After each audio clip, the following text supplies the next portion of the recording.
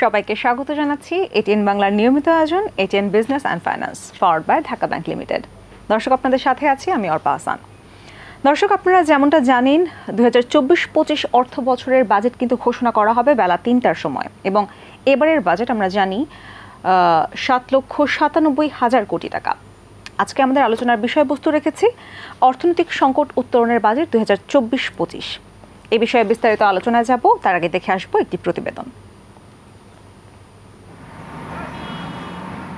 নিত্য প্রয়োজনীয় পণ্যের অতিরিক্ত দাম, রিজার্ভ ও ডলার সংকটের মধ্যেই নতুন সরকারের অর্থমন্ত্রীর প্রথম বাজেটের আকার প্রায় 8 লাখ কোটি টাকা।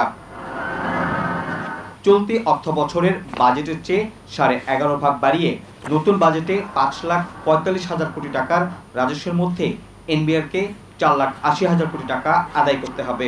5.5 লাখ টাকার ব্যয় হবে সরকারের উন্নয়ন খাতে। ঋণের শোধ, ভর্তুকি সহ অন্যান্য খাতে বাকি অর্থ ব্যয় করা হচ্ছে। এডিপিতেও বরাদ্দ পাচ্ছে সামান্য। কঠিন সময়ে এবারে সবচেয়ে বেশি প্রাধান্য দেওয়া হচ্ছে মূল্যস্ফীতি নিয়ন্ত্রণ। কৃষি ও দেশীয় শিল্পের বিকাশে বিশেষ গুরুত্ব দিয়ে বরাদ্দ পাচ্ছে কর্মসংস্থান ও সামাজিক সুরক্ষা খাতে। কৃষি উৎপাদন ও স্থানীয় বাজার সম্প্রসারণে গুরুত্ব পাচ্ছে অবকাঠামো সহ চলমান সব মেগা প্রকল্প। কৃষি আমাদের অবশ্যই গুরুত্ব পাবে, কারণ কৃষি আমাদের রক্ষা কবচ। মেগা প্রকল্প যতগুলো হয়ে গেছে এগুলো কিন্তু রেজাল্টস দিচ্ছে। বাজেট ব্যয় মেটাতে সরকারের আয়ের লক্ষ্য 5,45,400 কোটি টাকা। ভ্যাট, আয়কর ও শুল্ক থেকে এনবিআর এর রাজস্ব লক্ষ্যমাত্রা 4,80,000 কোটি। এনবিআর বহির্ভূত কর এবং কর ছাড়া আয়ের খাতে ধরা হচ্ছে বাকি অর্থ। 4,400 কোটি টাকা ধরা হচ্ছে অনুদান বাবদ। করের আওতা বাড়িয়ে বার্ষিক আয় দেখিয়ে করযোগ্য রিটার্ন জমা প্রদর্শন বাধ্যতামূলক করা হচ্ছে। বিদেশি ঋণের পরিমাণ কিছুটা কমিয়ে ঘাটতি বাজেট বেড়ে দাঁড়াচ্ছে 2,51,600 কোটি টাকা। বিদেশি ঋণ, দেশীয় ব্যাংক, ব্যাংক বহির্ভূত সঞ্চয়পত্র থেকে ঘাটতি ব্যয় মেটানোর পরিকল্পনা করছে অর্থ মন্ত্রণালয়। বাংলাদেশের যে অর্থনীতির চ্যালেঞ্জসমূহ সেগুলোকে মাথায় রেখেই কিন্তু প্রস্তাবিত বাজেটটি সাজানো হচ্ছে। মূল্যস্ফীতির হার হ্রাস, এর প্রভাব প্রশমন, বেসরকারি আমাদের মানব সম্পদ উন্নয়ন, কৃষি খাতের উন্নয়ন আর বেসরকারি খাতের কথাও চিন্তা করা হয়েছে আমাদের প্রস্তাবিত বাজেটে। আমাদের অর্থনীতির উপর জলবায়ু পরিবর্তনের সম্ভাব্য অভিঘাত কি হতে পারে, এবার কিন্তু সেই সংক্রান্ত একটি বিশ্লেষণ, এটা একদমই নতুন। 2 বছর পর এবার 15 ভাগ কর দিয়ে কালো টাকা সাদা করার সুযোগ থাকছে। এবারের বাজেটে জিডিপির প্রবৃদ্ধি কমে 6.75 এবং মূল্যস্ফীতি ধরা হচ্ছে 6.5 ভাগ। শরফুল আলম, এটিএন বাংলা, ঢাকা। দর্শক, আমরা যেমনটা বলছিলাম যে আজকে আমাদের আলোচনার বিষয়বস্তু অর্থনৈতিক সংকট উত্তরণের বাজেট 2024-25। আজকে এ ব্যাপারে কথা বলার জন্য আমাদের স্টুডিওতে উপস্থিত আছেন জনাব তৌফিকুল ইসলাম খান, গবেষক সিপিডি, এবং আমাদের সাথে জুমে যুক্ত আছেন শরফুল আলম, বিশেষ প্রতিবেদক এটিএন বাংলা। আপনাদের দুজনকেই স্বাগত জানাচ্ছি। স্যার, আমরা যেমনটা প্রতিবেদন থেকে জানতে পারলাম, এবং এবারের বাজেটের সব থেকে আলোচ্য বিষয় 15 ভাগ কর দিয়ে কালো টাকা সাদা করার একটা সুযোগের কথা বলা হয়েছে, এবং আমরা জানি যে এবার ব্যক্তিগত পর্যায় থেকে বের হয়ে প্রাতিষ্ঠানিকভাবে এই প্রথমবার এই সুযোগটা দেয়া হচ্ছে। এটা আসলে আপনার কাছে কতটুকু যুক্তিযুক্ত মনে হয়? এর মাধ্যমে কি আসলে কালো টাকা অর্জন করতে একটা উৎসাহ দেওয়া হচ্ছে না? আমরা মনে করি না যে এই ধরনের প্রস্তাব খুব ভালো প্রস্তাব। আমরা এবারে হয়তো নতুন আরও একটি ধারা আসলে প্রথম দেয়া হলো তা না। এই ধরনের বিভিন্ন সুযোগ সুবিধা কিন্তু বাজেটের ভিতরে আছে এবং দীর্ঘদিন ধরে এটা চলে আসছে। যেমন ধরেন, আপনি যদি ঢাকা শহরে বা ঢাকার বাইরেও বিভিন্ন জায়গায় যদি আপনি রিয়েল এস্টেট কেনেন, অর্থাৎ ফ্ল্যাট, জমি, বিল্ডিং এগুলো কিনেন, তাহলে আপনার খুবই কম কর দিয়ে কিন্তু আপনি আপনার যেই অপ্রদর্শিত আয় বলেন ওনারা, এবং কোনো প্রশ্ন ছাড়া এটাকে দেওয়া হবে। এবার যেটা নতুন করে এসছে সেটা হলো যে আপনি চাইলে নগদ টাকাও দিতে পারবেন 15% দিয়ে। এখন যেটা হয় সেটা হলো যে বাংলাদেশের নিঃসন্দেহে করের তো বিভিন্ন রকম হার আছে না, 5% থেকে শুরু করে এবার সম্ভবত 30% পর্যন্ত হবে। তো আপনি যদি চিন্তা করেন সেভাবে, তাহলে আসলে যারা ওই কালো টাকা সাদা করছে বলে আর অপ্রদর্শিত অর্থ তারা বৈধ করছেন, তারা কিন্তু সেই অর্থের ঠিক নিচের স্ল্যাবে পড়েন তা না। অর্থাৎ তারা কম আয়ের মানুষ, একেবারে নিম্ন মধ্যবিত্ত মানুষ, এরকম হবার সম্ভাবনা খুবই কম। তো তাদের বেশিটাই হলো যে যারা উচ্চ পর্যায়েতে প্রায় 30%, 25%, 20% কর দিবেন, এই ধরনের মানুষরাই কিন্তু আমরা দেখি যে বড় অংশের মালিক। তাদের জন্য এটা আসলে এক ধরনের, আমি বলবো যে আপনার হ্রাসকৃত হারে আপনার, হ্যাঁ, ডিসকাউন্ট দিই না আমরা বিভিন্ন সময়, তো এটা সারা বছর ধরে ডিসকাউন্ট চলে যে যদি আপনি সঠিকভাবে কর না দেন তাহলে আপনি একটা সময় গিয়ে আপনি এটাকে করতে পারেন। ধরেন একজন, আমি একটা খুব সহজ উদাহরণ দিয়ে বলি, যেমন আমাদের মধ্যবিত্তের যারা ভালো পর্যায়েও আছেন, আমি গরিব মানুষের কথা বলছি না, তারা যদি সারা জীবন চাকরি করে একটা ইনস্টলমেন্টে গিয়ে একটা ফ্ল্যাট কিনতে চান, তাকে যেই পরিমাণ ওই আয়ের ভিতর দিয়ে কর দিয়ে এসে ওইটাকে কিনতে হবে, তা না করে উনি যদি 10 বছর 15 বছর উনি কোনো কর না দেন এবং একবারে যদি উনি ওই রকম একটা ফ্ল্যাট বা বাড়ির জন্য উনি টাকা দেন, তাহলে ওনাকে যে কর দিতে হবে এটা অত্যন্ত কম, এটা প্রায় আপনার মানে 2-3% ভিতরে কর দিয়ে উনি বেড়ে যেতে পারবেন। তো এই যে বৈষম্যটা, এইটা শুধুমাত্র অর্থনৈতিকভাবে আমি পরে আসি, নৈতিকভাবেও তো এটা কোনো মানে এটার যৌক্তিকতা নাই। একটা রাষ্ট্র যেই ধরনের একটা আমরা বলি যে ভ্যালুজ নিয়ে তৈরি হবার কথা, এবং বাংলাদেশ সেই ধরনের একটা ভ্যালুজ নিয়ে তৈরি হয়েছে, বৈষম্যর বিরুদ্ধে লড়াই করে আমরা তৈরি হয়েছে, তার সাথে এটা যায় না। সবচেয়ে বড় কথা হলো যে এই ধরনের বিভিন্ন সুযোগ সুবিধা যে খুব কাজে এসেছে সরকারের বিভিন্ন সময়, তাও না, কারণ আমরা এর থেকে যে অর্থ আদায় দেখি সেটা খুব একটা হয় না। কেন হয় না আমি বলি, সেটা হলো যে আপনি আসলে তো কর ফাঁকি রোধের ক্ষেত্রে আমাদের যে পদক্ষেপগুলো এগুলো খুবই কম। আমরা যখনই কর আদায় বাড়াতে হবে বলি, যেটা বাড়াতে হবে, বাংলাদেশে খুবই কম কর আদায় হয়, তখনই আমরা বিভিন্ন খাতে আমরা কর আরোপের কথা চিন্তা করা হয় জাতীয় রাজস্ব বোর্ড থেকে। এবং এবারে ধরেন সবচেয়ে সহজ একটা উপায় ধরা হয়েছে মোবাইল ফোনে আরও একটু কর বাড়িয়ে দেওয়া, সম্পর্ক শুল্ক। তো এটা ধনী গরিব, আমার যে রিক্সাওয়ালা গ্রামের থেকে সেখানে হয়তো উপার্জন করে গ্রামে পাঠান, সে মাঝে মাঝে তার পরিবারের সাথে কথা বলেন, তার উপরেও যেমন পড়বে, এটা একদম ধনী যারা আছেন গুলশান বনানীতে বিভিন্ন জায়গায় থাকেন তাদের উপরও পড়বে। পার্থক্যটা হলো যে ওই গরিব রিক্সাওয়ালাটি বা কৃষকটি তার যে আয়ের খুব একটা অংশ এটাকে ব্যবহার করেন, সেটা তার জন্য খুবই গুরুত্বপূর্ণ। যারা খুবই ধনী তাদের জন্য যে মোট আয়, তাদের যে মোট ব্যয়, তার মধ্যে এই যতটুকু কর বাড়বে এটা এমন কোনো বড় ব্যাপার না। তিনি হয়তো যেখানে 15 মিনিট 20 মিনিট বেশি কথা বলতে পারতেন তার পরিবারের সাথে, এখন হয়তো এটা পারা কঠিন হবে।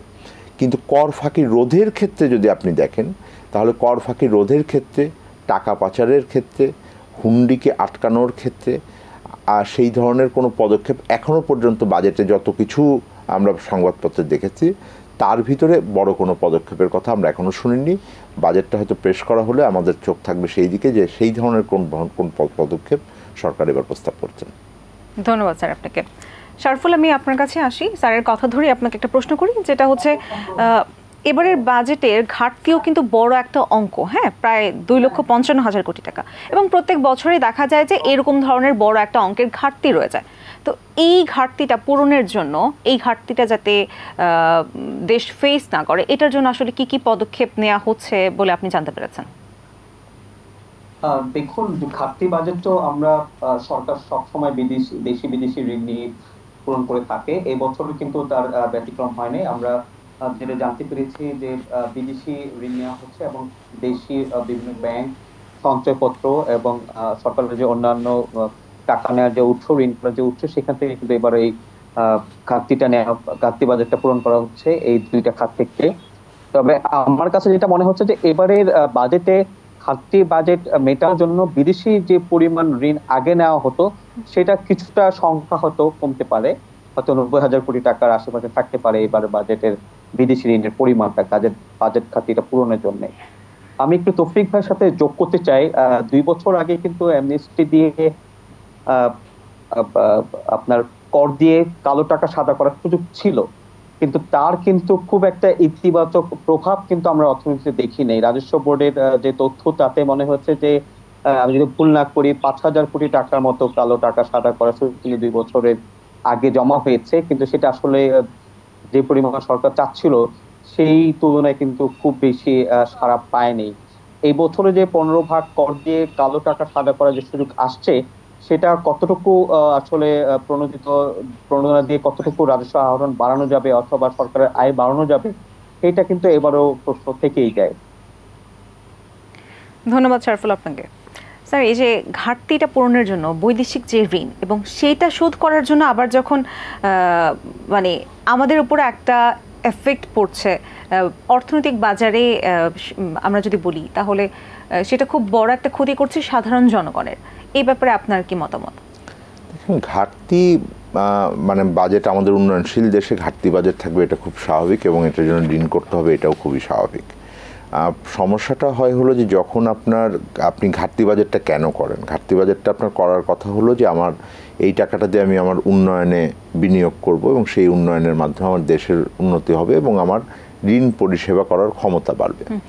সমস্যাটা হয়েছে যে আমরা দীর্ঘদিন ধরে বড় ঘাটতি বাজেটে যাচ্ছি। এটা আমি মনে করি না যে খুব বড় যে যাইও, আমাদের যে অর্থনৈতিক আকার, যে ধরনের চাহিদা, তার সাথে এটা অনেক কম। সমস্যা হলো যে আমার যেই রাজস্ব আদায় হবার কথা, আমি যেই উন্নয়নের বিনিয়োগ করেছি সেখান থেকে আমার রিটার্ন হিসেবে যে রাজস্ব আদায় হওয়ার কথা সেইটা অতখানি হচ্ছে না। ফলে বাংলাদেশে ধরেন আমরা প্রায় তো বলি মাথাপিছু আয় বেড়েছে, আমাদের দারিদ্র্য কমেছে, এগুলো সবই তো ঠিক আছে, কিন্তু সেই তুলনায় আমার কর আদায় বাড়ে না। ফলে করের টাকা থেকেই তো আমার ঋণ পরিষেবাটা করতে হবে। এখন ঋণ পরিষেবা করতে গিয়ে এখন ধরেন এটা প্রায় বাড়তে বাড়তে আমার যা কর আদায় হয় তার প্রায় 20% মতো বা তারও বেশি চলে যাচ্ছে হলো আমার ঋণ পরিষেবায়। এবং সত্যিকার অর্থে আমার এখন আমরা যেটা করছি, এটা সাম্প্রতিক সেটা হলো যে আমরা ঋণ করে ঋণের শোধ করছি। অর্থাৎ আমার যে ক্যাপাসিটি বাড়ার কথা যে ঋণ পরিশোধ করার, সেটা বাড়ছে না। বড় একটা আমি সমস্যা দেখি সেটা হলো যে আমরা যেই ধরনের মানে অঙ্কে আমরা বিভিন্ন বিনিয়োগ করছি সেই তুলনায় এটা রিটার্ন আসে না। এবং আমরা আপনারাও বিভিন্ন সময় তো সংবাদ মাধ্যমে এনেছেন যে আমরা 10 টাকার জিনিস 20 টাকায় কিনছি, 5 টাকার জিনিস 15 টাকায় কিনছি। তো সেইটা একটা বড় সমস্যা হয়ে গেছে। অর্থাৎ আমরা ঋণ করছি 15 টাকার, আর আমরা আসলে তো বিনিয়োগ করছি 5 টাকার। এটা আমি 15 টাকা খরচ করতে পারি, কিন্তু আসলে তো প্রকৃত অর্থে তো এটাই, বাকিটা তো দুর্নীতি। তো রিটার্নটা যখন আসে তখন এটার পরিষেবা করার আমার ক্ষমতা থাকছে না। বৈদেশিক ঋণের ক্ষেত্রে আমরা যেটা বলছি সেই তুলনায় আমাদের ঋণের যে সুদের হার এটা কম, ওটা সহজ শর্তে পাওয়া যায়। এখনও বাংলাদেশ অনেক ক্ষেত্রে পাবে। আমাদের উন্নয়ন হচ্ছে, আগের মতো হয়তো পাওয়া যাবে না, কিন্তু বাংলাদেশের সরকারের বর্তমান পরিস্থিতি যা, তাতে নতুন করে ঋণ পাওয়ার সুযোগগুলো খুব বেশি জায়গাতে নেই। যেমন আগে আমরা সঞ্চয়পত্রে যতখানি বিশ্বাস করতে পারতাম, সঞ্চয়পত্র বিক্রি কমে গেছে, মানুষের হাতে অর্থ নাই, মানুষ এখন আর এটা চান না। তো বড় একটা চাপ হবে হলো ব্যাংকিং খাতের উপরে। আর বৈদেশিক ঋণের বড় অংশটাই হলো আমার প্রকল্প ব্যয়ের সাথে এটা সংযুক্ত করা। অর্থাৎ আপনি যদি প্রকল্পে ব্যয় করতে পারেন তাহলে ওই ঋণটা ছাড় হবে। সুতরাং ব্যাংকিং খাতের উপর একটা বড় চাপ হবে। সমস্যাটা হলো যে ব্যাংকিং খাতে এখন তারল্য সংকট আছে। তো সরকার যদি অনেক বেশি ঋণ এখান থেকে নেন, তখন যেই সমস্যাটা হবে যে আমার যে ব্যক্তি খাতের বিনিয়োগ হওয়ার জন্য যে ঋণটা দরকার সেইটা ব্যাংকের কাছে থাকবে না। ফলে সেইখানে একটা উভয় সংকট আমাদের আছে। চিন্তা করার জায়গাটা হলো যে এই আমরা যেটাকে বলি ক্রাউডিং আউট এফেক্ট, অর্থাৎ সরকার ঋণ নিলে ওখান থেকে আমার প্রাইভেট সেক্টরকে বের করে দিবে। তো ওই জায়গাতে থেকেই বিবেচনায় নিয়ে সরকারকে একটা ব্যয় সংকোচনের ভিতর যেতে হবে। যে বাজেট দেওয়া হচ্ছে, যে বাজেটের আকার নিয়ে আমরা আলোচনা করছি, গত 7-8 বছরের আপনি যদি ধারাবাহিকতা দেখেন 80-85% মতো বাজেট বাস্তবায়ন হচ্ছে। এটা কর আদায়ের ক্ষেত্রেও, এটা ব্যয়ের ক্ষেত্রেও। এই বছরেও যে বাজেটটা দেওয়া হয়েছে, আমি মনে করি যে দিন শেষে কর আদায়টাও হয়তো অতখানি হবে না, আর্থিক সক্ষমতা বিবেচনার ক্ষেত্রেও সরকার এটা ব্যয় করতে পারবেন না। গত বছর এই আমার চলমান অর্থ বছরের অভিজ্ঞতা যদি আমি বলি, তাহলে জুন মাসের শেষ সপ্তাহে যখন বাজেট পাস হলো, জুলাইয়ের প্রথম সপ্তাহে এসেই সরকার একটি পরিপত্র জারি করলেন যে কোন কোন খাতে বরাদ্দ থাকা সত্ত্বেও আপনার ব্যয় করা যাবে না। অর্থাৎ আমি বরাদ্দ দিয়েছি 1 সপ্তাহ আগে, কিন্তু আমি এখন বরাদ্দ ব্যবহার না করার জন্য একটা নিষেধাজ্ঞা দিয়ে একটা পরিপত্র, সতর্কীকরণ দিয়ে পরিপত্র দেওয়া হলো। তো 1 সপ্তাহ আগে কি ওনারা জানতেন না? তো এখন যে বাজেটটা দেওয়া হচ্ছে, এইটার আমরা যে বিশ্বাসযোগ্যতা, এইটা নিয়ে যে অনেক বেশি চিন্তা করা, এইটাও কিন্তু সংকুচিতভাবে আছে। ফলে আপনি দেখবেন যে বিভিন্ন জায়গায় আমাদের ব্যয় যে পরিমাণ হওয়ার কথা ছিল 8-9 মাসের যে তথ্যপাত্র আছে, এটা হয় নাই। এটা কিছুটা আমাদের সমস্যা আছে ব্যয় করার সক্ষমতার উপরেও, আর একটা বড় বিষয় আছে যে সরকারের আর্থিক সক্ষমতা এখন সীমিত, সেই অনুযায়ী তাকে বিভিন্ন জায়গায় রেস্ট্রিকশন দিয়ে রাখতে হচ্ছে, এবং এইটাই ধারাবাহিকতাটা আমি মনে করি যে আগামী অর্থ বছরেও এটা বড়ভাবে আসবে যদি না আমরা কোনো বড় ধরনের সংস্কারের বাস্তবায়ন করতে পারি। সেটাই স্যার, এবারের অর্থ বছরের বাজেটে শিল্পের কাঁচামাল আমদানিতে শুল্ক বাড়ানোর কথা বলা হচ্ছে। তো এখন কাঁচামাল আমদানিতে যদি শুল্ক বাড়ানো হয়, সেই সব শিল্প খাতে কি ধরনের প্রভাব পড়তে পারে? বা এটা তো আসলে আমাদের কাছে মানে খোলা চোখে আমরা দেখতে পাচ্ছি যে অবশ্যই প্রভাব পড়বে, সেটা কতটুকু আসলে তাদের জন্য ক্ষতিকর হবে বা কতটুকু সুবিধার হবে আপনি কি মনে করছেন? দেখেন, কর নীতিটা কি হয়, কর নীতির একটা বড় লক্ষ্য থাকে হলো যে আপনি কিভাবে আপনার দেশীয় যেই উৎপাদন ব্যবস্থা আছে এটাকে কতখানি সুরক্ষা দিতে পারেন, এটা একটা চিন্তার ভিতরে থাকতে হয়। আমি 4টা লক্ষ্য বলি, তার একটা বড় লক্ষ্য হলো এটা। তো সেই লক্ষ্যের দিক থেকে আপনি যদি এমন ধরনের কাঁচামাল হয় যেটা আমি দেশেও উৎপাদন করতে পারি, তাহলে এটা একরকম হবে। আর হয়তো আপনি সেই লোকাল ইন্ডাস্ট্রিগুলোকে আপনি প্রোটেকশন দিচ্ছেন। কিন্তু আপনি যদি যেই কাঁচামাল আপনি এখানে উৎপাদন করেন না কিন্তু আপনি দিচ্ছেন, তখন চিন্তা করার ব্যাপার আছে আমি কেন দিচ্ছি, তাহলে আমার তো উৎপাদন ব্যয় বাড়বে, এটা আমার রপ্তানিই করি আর আমি দেশের ভিতরেই আমি করি, আমার যে প্রতিযোগিতা সক্ষমতা সেই প্রতিযোগিতা সক্ষমতা হবে, অর্থাৎ আমার অন্যান্য দেশে যেই উৎপাদন হচ্ছে তার তুলনায় আমার এটা এক্সপেন্সিভ হয়ে যাবে না। তো তারপরেও তাহলে এটা কেন করছেন না, কেন করার একটা বড় কারণই হলো যেটা আমরা অনেক দিন ধরে বলছিলাম, এখন এটা চাপের ভিতরে পড়ে গেছেন, সেটা হলো সরকারের আর্থিক সক্ষমতা। সরকার যেহেতু ওনার কাছে যথেষ্ট পরিমাণ অর্থ নাই, তাকে বাজেটটা চালানোর মতো এখন ক্ষমতা কমে গেছে, ফলে সেই দিক থেকে ওনারা যেখান থেকে ওনারা ভাবছেন যে কর আদায় করা যায় সহজ উপায়গুলোর দিকে দৃষ্টি দিচ্ছেন। নিঃসন্দেহে একটা বড় চাপ আছে IMF-এর, এবং তার কিছু কিছু আমরাও সমর্থন করি যে অনেক দিন ধরে কর ছাড় দেওয়া হচ্ছে যেসব ইন্ডাস্ট্রিতে, সেখান থেকে আমাদের এখন বের হয়ে আসা উচিত। কারণ হলো যে আমরা দীর্ঘদিন ধরে দিয়েছি, এটা যতটুকু সক্ষমতা অর্জন করার দরকার ছিল করেছে, কিন্তু করের আদায় বাড়াতে গিয়ে যেটা প্রাতিষ্ঠানিকভাবে ওনাদের জন্য সহজ হয় সেটা হলো যে জায়গা থেকে সহজে কর আদায় করা যায় সেই জায়গাটাতে হাত দেওয়া। যেমন আপনি যদি ইম্পোর্ট করেন, আপনার সহজ হবে হলো সেই জায়গাটায় আপনি একটা কর আরোপ করে দিলেন, আপনি সাথে সাথে এটা পেয়ে যাবেন বন্দর থেকে ছাড়াতে গেলে। একটা যেটা বড় হয় বাংলাদেশে সেটা তো হলো যে একটা বড় কর ফাঁকি হয় এর ভিতরে, হ্যাঁ, মিসডিক্লারেশন হবে, আরও ঘুষ বাড়বে, সেটাও যারা সুবিধাভোগী থাকবেন তারা হয়তো জাতীয় রাজস্ব বোর্ডের ভেতরেও আছেন। তো আর একটা বড় জায়গা হলো যে আমি এই যে বললাম যে মোবাইল ফোনের উপরে দিয়ে দেন, এটা কোম্পানির ডেটা থাকে, এটা খুব ইজি টু ট্র্যাক, এইটাকে আপনি নিয়ে নিলেন। তো এই ধরনের চিন্তাটা আমি যেটা মনে করি সেটা হলো যে অনেকগুলো রাজস্ব প্রস্তাব আমরা হয়তো দেখতে পাবো যে স্ট্র্যাটেজিক জায়গায় আছে। ওয়ান অফ দ্য স্ট্র্যাটেজিস, একটা কৌশল হতে পারে হলো কিভাবে আমি দ্রুত রাজস্ব আদায় বাড়াতে পারি। আচ্ছা স্যার, আপনি যে কর ছাড়ের ব্যাপারটা বললেন, আইটি খাতে কিন্তু এতদিন কর ছাড় দেওয়া হয়েছে, যেটা এই বাজেটে বন্ধ করার একটা পরিকল্পনা হচ্ছে। এটা করার কারণে কি আইটি খাতের উপরে ভয়ঙ্কর একটা প্রভাব পড়বে না? আমি যতটুক শেষ জানতে পেরেছি এটা বোধহয় আবার কিছুদিন বাড়ানো হচ্ছে। এটা আমি জানি না, এটা দেখতে হবে যে এই বছর যদি কিছু বলা না থাকে তাহলে জুনের 30 তারিখের পরে এটা শেষ হয়ে যাবে। কিন্তু যদি শেষ হয় তাহলে স্যার কেমন হবে? বিষয় হলো এটা যে আমি যখন নিঃসন্দেহে আমার একসময় কর ছাড়ের থেকে বের হয়ে আসতে হবে। আমি আইটি খাতে দিচ্ছিলাম, এটা উদীয়মান খাত ছিল, এটাকে আমি প্রোটেকশন দিচ্ছিলাম। আমার যেটা চিন্তা করার জায়গা সেটা হলো যে যাকে আমি 40 বছর ধরে দিচ্ছি তার কাছ থেকে কবে বের হব।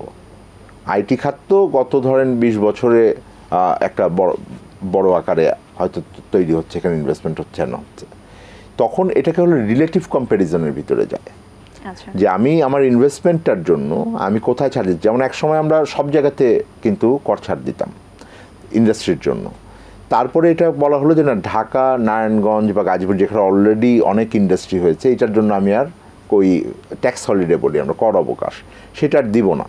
তো ঢাকার বাইরে যদি কেউ ইন্ডাস্ট্রি করে তখন দেবেন, এবং এটাকে আমরা যুক্তিযুক্ত মনে করেছি, কারণ আমাদের যেই প্রোডাকশন সিস্টেম, আমার যেই অর্থনৈতিক ক্যাপাসিটি, এটাকে বিকেন্দ্রীকরণের দরকার আছে, অন্যান্য জায়গায় ইনভেস্টমেন্টের দরকার ছিল।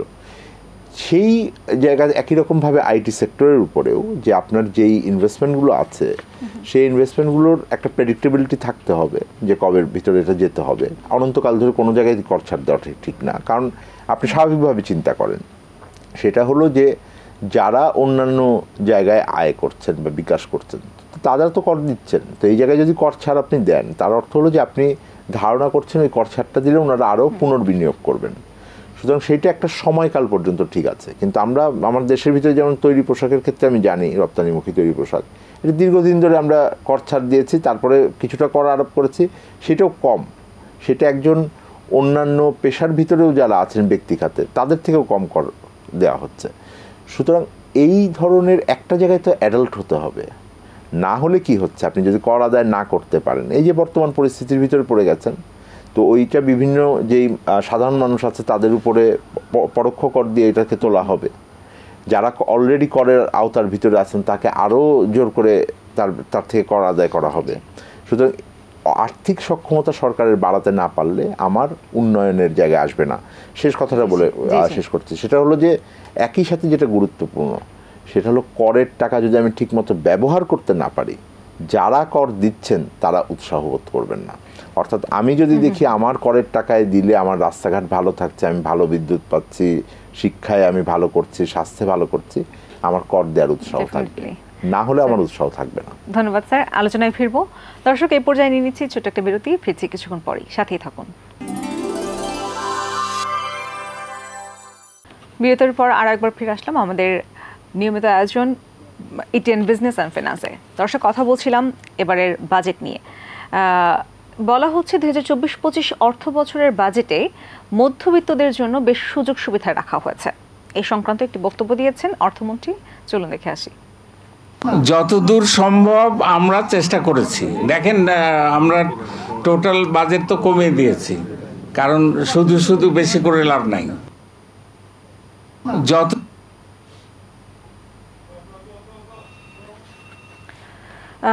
স্যার আপনার কাছে আবারও ফিরি। বলা হচ্ছে যে এবারের বাজেটে মূল্যস্ফীতি নিয়ন্ত্রণের উপর বেশ জোর দেয়া হচ্ছে, কতটুকু আমরা সার্থক হব বলে আপনি মনে করছেন এই মুহূর্তে? সার্থকতা তো নির্ভর করবে সামনের দিনের পদক্ষেপের উপরে।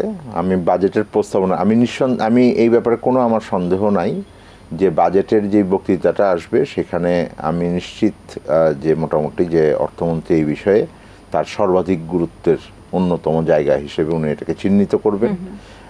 এবং এটা যদি আমি ভুল না করে এটা আমাদের বর্তমান সরকারের যে নির্বাচনী ম্যানিফেস্টো ছিল, প্রতিশ্রুতি ছিল, সেখানেও আপনি এটাকে খুঁজে পাবেন। একটা আলাদা সাবচ্যাপ্টার ছিল ওখানে, বড় করে বলা আছে। কারণ মূল্যস্ফীতির পরিস্থিতি তো গত 2 বছর ধরেই একটা বড় জায়গার ভিতরে আছে, কিন্তু বাস্তব জায়গা হলো যে পদক্ষেপগুলো কী হচ্ছে এটা উনি ঠিকমতো বলবেন কিনা, কী করেছেন। আমরা যে যতটুকু দেখতে পেয়েছি, এখন পর্যন্ত জানতে পেরেছি, সেখানে আমার কর কাঠামোর মানে যে আমরা যেটাকে শুল্ক কাঠামো বলি বা আমার পরোক্ষ কর আছে, সেইখানে বড় কোনো পরিবর্তন আসছে কিনা যেটাতে মূল্যস্ফীতি নিয়ন্ত্রণ আসবে। অর্থাৎ আমি যদি এই ধরনের পণ্যগুলো আমি আমদানি পর্যায়ে, আমরা দেখেছি বিভিন্ন সময়ে শুল্ক কিছুটা কমানো হয়েছে, আবার এটা বাড়ানো হয়েছে, আবার এত কম করে কমানো হয় যে এটার বাজারে কোনো প্রভাব হয় না। তো সেই ধরনের কোনো কর কাঠামোর ভিতরে পরিবর্তন আসবে কিনা, একটা ইতিবাচক পদক্ষেপ আসবে এটা আমি যেটুকু আমরা দেখতে পেয়েছি, সেটা হলো যে আমাদের যেই মধ্যবিত্ত যেই কাঠামোটা আছে সেই মধ্যবিত্ত কাঠামোর ভিতরে আয় করের ব্যাপারে কিছুটা ছাড় দেওয়া হবে, ওটা একটু বাড়ানো হয়েছে। বা আবার বিষয়টা হলো যে ওটার যে কর মুক্ত আয়ের যে নিম্ন সীমা আছে ওইটাতে সম্ভবত কোনো পরিবর্তন আসছে না, বা তার ইমিডিয়েট উপরের যে স্ল্যাবটা সেখানে আসছে না। ফলে একটু মধ্যবিত্ত হতে হবে আপনাকে এই ছাড়টা পেতে হলে। একেবারে নিম্ন মধ্যবিত্ত যারা মাত্র করের আওতার ভিতরে ঢুকেছেন বা কর দিচ্ছেন তাদের এটার ভিতরে আসবে না। তো সেইটার হয়তো একটা ওনারা কী যুক্তি দিচ্ছেন আমি জানি না, যুক্তি হয়তো দিবেন যে অনেকে কর দেন না, তো এগেইন তাদেরকে ধরে রাখা কর জালের ভিতরে।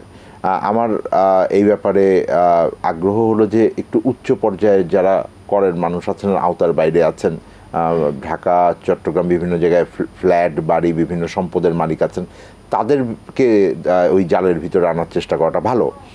এটা এমন না যে আমি নতুন করে বলছি, একদম অ্যাবসলিউটলি একটা খুবই চমকপ্রদ কথা বললাম তা না। এই ধরনের কথা ওনারা জানেন, ওদের পরিকল্পনায় ছিল। জাতীয় রাজস্ব বোর্ড একটা জরিপও করেছে বলেছে, আমরা শুনেছি, দেখি নাই, শুনেছি যে করেছে, নিশ্চয়ই রিপোর্ট ওটা আছে। ওই ধরনের পদক্ষেপের ব্যাপারে উনি কী বলবেন এটা আমার দেখার আছে।